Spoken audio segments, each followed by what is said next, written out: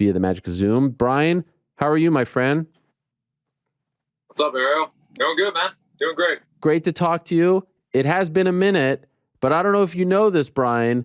I have been repping you for many, many years here. It's right here. It's still here. I see it. The lunchbox Still is there. here. And recently, I'm not going to say any names. They were like, oh, maybe it's time to take down the lunchbox. I was like, take down the lunchbox? I'm cashing it. Now it's time to cash in the lunchbox. I've had this. I took this to ESPN. I brought it back. It's still here. I just want you to know, all right?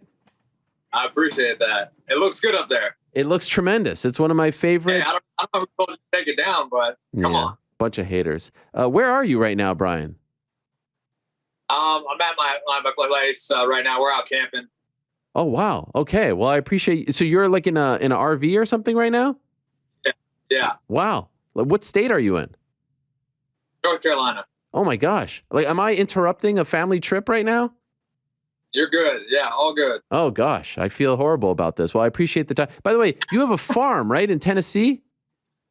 Yes, sir. What is yes, it called? sir. We're actually going to we're working on moving it to North Carolina. You're going to move that way I can be home all week during the week and stuff. Right now, I travel, so I'm gone during the week and home on the weekend. So hopefully, we're moving. We can move and move all the animals with us and move the farm and be home every night with my family. Wow. So you're going to move your entire farm? How big of an undertaking is that? It's pretty big. It's going to be multiple trips, I'm sure. And we're just looking at property, so we're literally going to have to rebuild the farm from scratch. Fence everything. Move the animals, build shelters, build everything pretty much, and do it all over again. But we have a lot more knowledge now, so it's going to hopefully be a lot smoother. And this is, I believe, Bam Bam Farm, right? Fam Bam Farm. The Bam Fam Farm. Yeah. Bam Fam Farm. Boy, I screwed that up. Yeah. It's incredible. You have your own Instagram page. I see. How many animals do you have on there? A lot. Probably way too many to count. But we have chickens. We have probably 60 chickens. We have goats. We have probably 10 to 15 of those. We had cattle. We actually sold our cattle off because of the move. We're looking to move to a smaller piece of property to start with, and then hopefully eventually move to a bigger piece of property. But just to get us out here right away, we're looking at a small piece of property. So we got rid of the cattle for now. Luckily, we just put a bunch of meat in the freezer, so that was good. Sold the rest of them, and then we just got pigs. So that's pretty awesome. They're really cool. Yes, I see you hanging out with the pigs on the page. I mean, they look lovely. Now, are you selling anything? Are you growing things on the farm to sell, or is it just for your family's use? So yeah, obviously we have enough to feed us and be as self-sufficient as possible. So we have meat, vegetables. We do soaps and stuff like that with the goat's milk. Wow. We get our goat's milk also. So, we try to sell the eggs. We sell off some things that when we have enough to sell. But most importantly, it's, we want to feed ourselves first and have ourselves set up first. And then if we have extra, then we are able to sell and share with family. Did you grow up on a farm? I did not. So I didn't grow up on a farm. I didn't grow up with livestock or anything like that. Neither did my wife.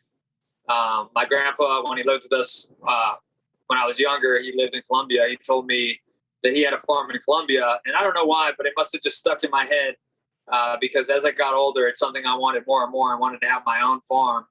And then, having my wife and everything with me, she, talking to her about it, I was kind of going hardcore, off grid right away, oh, we're going to be completely off grid, solar panels, but pails of water, stuff like this. And, but then she kind of talked me into reeled me in, let's not just go completely off grid. And we decided we wanted to do a farm, have animals, raise our kids in a different lifestyle. And it's been amazing. And how long have you had it for? So it's been just about 5 years. Wow. Yeah. So I left the MMA lab, moved to Tennessee, bought property, and started building the farm. We bought a house and it had land. And so then we started fencing and setting it all up for animals, getting animals, and learning as we go, doing as much research as possible online, talking to local farmers and things like that. So we've learned a lot, and we're excited to start this new journey in North Carolina with all we know and continuing to learn And it's been great. Like for me, for my wife, my kids especially, it's an amazing lifestyle. And so when you left the lab in Arizona and then you guys moved to Tennessee, where did you train? So I trained a little bit at a gym called Shield Systems in Knoxville, and then I knew Jeff Jimmo in North Carolina at the gym Jimmo, and so I would travel out there. Actually, Scott Holtzman was trained there all the time and would bring Jeff to the lab occasionally when he was in his corner. So I knew I was going to train there for camps and stuff like that. They had, I really wanted to work with Jeff, and then also they had more of people my size. So I started traveling there for camps, and Jeff's amazing. I've been through, I've had fights with him, and then I've been through injuries. I had back surgery and then emergency surgery, and really, I owe it all to Jeff as far as my career. From that point on, coming to him and stuff, and the injuries, because he was able to change my whole training. To adapt my training, everything I do to be able to continue to perform, continue to compete. Something that I couldn't get at a big gym, something I couldn't get probably anywhere. He set up my diet, set up my strength conditioning, my training, everything. If I was hurting doing one thing, he would automatically stop the whole practice and we changed the whole deal, whole training session that we were doing. So, he was able to make the whole training sessions exactly what I needed to continue to be the best me. And, now that I'm feeling healthier, I feel like you're getting prime Bam Bam now. So what's crazy about this is the last time we saw you was in March prior to this fight. And that's the fight that you had with Matt Brown. Tremendous fight. Won fight of the night as well. And afterwards, you revealed that it was the last fight in your contract. And you said that if they don't re-sign you, you're done. You're going to retire. So obviously they re-signed you. And then you get the biggest fight, biggest name, and you get the biggest win, I think. Like, this thing could have gone in a completely different direction. You'd be retired. You really think you would have walked away at that point if they would have said, you know what, thank you for everything, but, we're going to go in a different direction? You would have been done at that point coming off a win over Matt Brown? Absolutely. Yeah. I talked about it. No one knew it was the last fight of my contract. Maybe some people who diehards pay attention to that or whatever, but I didn't tell anybody. I didn't, just besides my wife. I didn't want the whole fight with Matt Brown to be about, it's the last fight in his contract. Is he gonna, what is he gonna do next? And is he, how much is it gonna make him push harder or whatever? I didn't want it to be that. I wanted it to be about fighting Matt Brown and going out there and putting on a performance and beating him. So I waited, and then after, I talked about something that we've talked about, and my goal is to get to the UFC. That was the goal. My goal was to get here, stay here as long as possible. Obviously, I want to go out on my terms, but I still want to fight. Like I said, I feel like I'm really hitting my stride and I'm getting to my best, and I still want to fight and put on shows. But I only want to do one person or one organization, and that's the UFC. And when that ends, then I'm done doing it, and I was okay with walking away. Thankfully, they re-signed me. Dana White called me. We talked. We got worked out. They re-signed me. They gave me an opportunity. I asked for Robbie Lawler. I'm so thankful that they gave me the opportunity to fight him. Wow. He's a stud. I'm a huge fan of his. And, here I am. And I'm ready to, continue to win fights and continue to climb. Wow. So Dana himself calls you, because that doesn't happen very often these days. He called you to tell you that they were going to re-sign you? Yeah, after the Matt Brown fight, I was actually right after the fight. We left because we drove to Columbus. We left right after the fight, and we're heading home to the farm because I got to take care of the animals and everything. So headed home, and he FaceTimed me on the drive, and he was like, "Yeah, you're not going anywhere. We're going to get this figured out." So we talked to him. He was a hell of a fight. Yeah, he was pumped up about the fight as well. So yeah, we got it worked out. Got paperwork sent over and everything, and here I am. And you asked for Robbie Lawler, which is, you might as well shoot for the stars. Were you surprised when you actually got him? Absolutely. It's a fight I wanted. I love the way Robbie fights. He brings it every time, tries to take your head off. That's what excites me the most and what excited me about the fight. So when I asked for him, that was for the sole reason. It wasn't about him being former champ or whatever anybody's saying about his age or anything. I don't care about that. Like, he's dangerous as hell. A lot of people still aren't even asking for him. And, so I wanted an exciting fight. I wanted to test myself against him because he's still very dangerous. And then when I actually got the fight, I was shocked. I was blown away. I was sitting in the car. My wife was walking out the store. I rolled down the window quick. I was like, "You're not going to believe this." And she's like, "What? What's going on?" I was like, "I got Robbie Lawler." And we just kind of both went like, "Oh, yes." Like, I can't believe it. And the fact that it was on International Fight Week was like a full circle moment because, I met Robbie Lawler right before my very first amateur fight at International Fight Week, the very first International Fight Week thing they did. Wow. Went there, seen him there, met him, talked to him a little bit. He asked if I was fighting and stuff like that. And I told him, no, I was just about to have my first amateur fight. And then now, fast forward to come and meet him at International Fight Week, but this time it's in the octagon.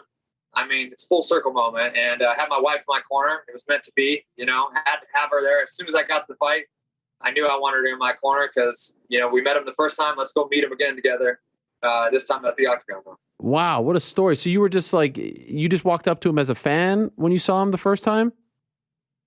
Yeah, so actually I saw him. It was me, my wife, and my dad. And I saw him, and he was kind of just like there staring around, at a booth or whatever.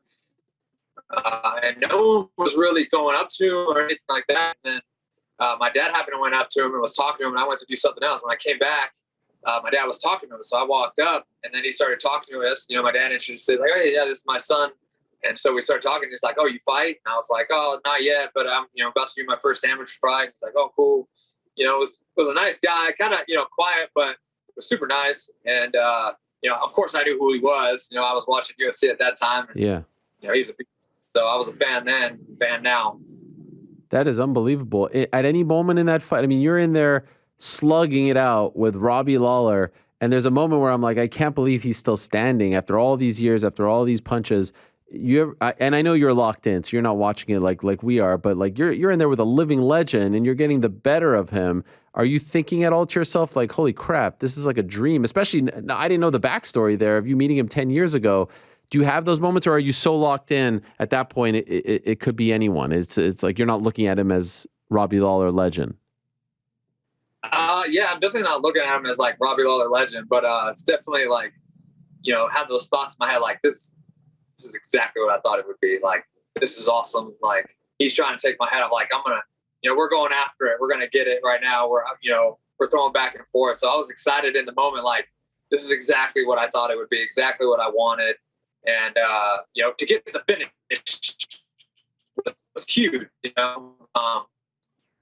he's like, told me he's only been finished 3 times, and I'm one of those 3. Like, I knew it was a small amount. I knew he'd be really tough because he is, and he's proven it.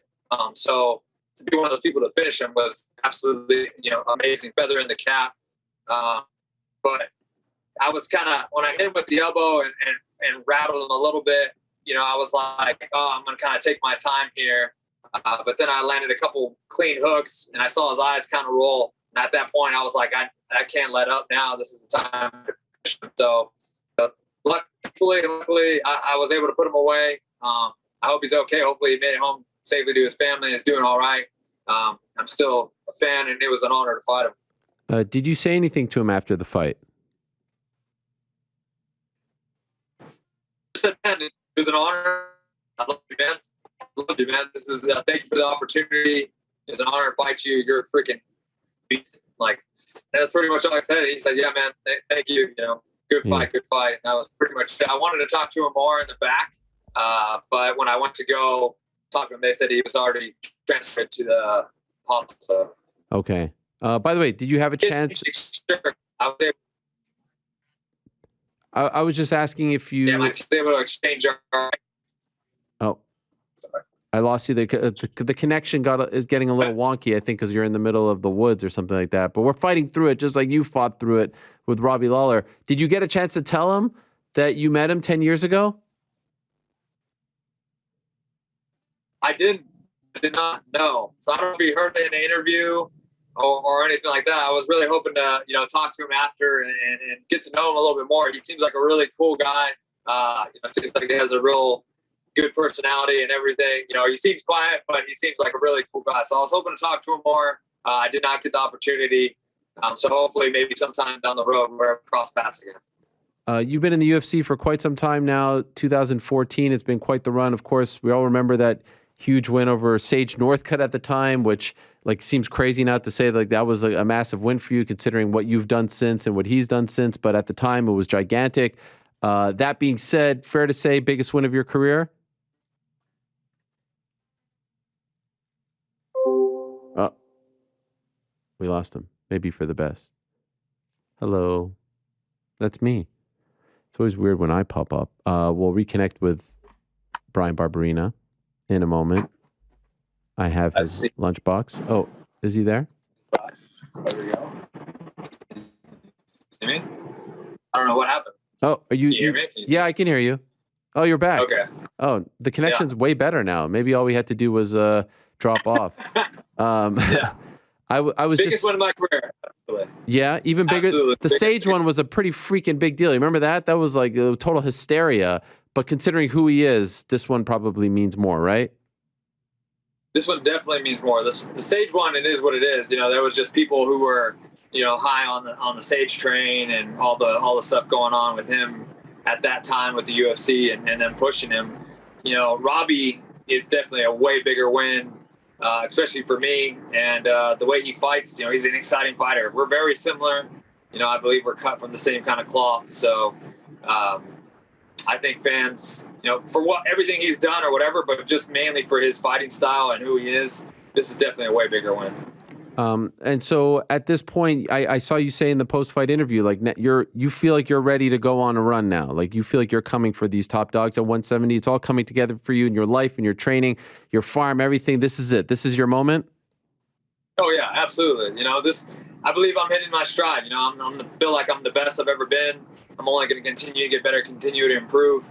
I'm coming for those top guys. I'm coming for them. I've fought a lot of them, and you know, I put them up to a fight. Maybe I lost, but they definitely knew that they had a fight with me. So, you know, I'm coming after those guys. There's definitely some people I'd like to fight. I'm definitely not searching for the rankings. Whatever, they'll come when they come. What I'm searching for is continue to win. I want to continue to win fights, put on performances.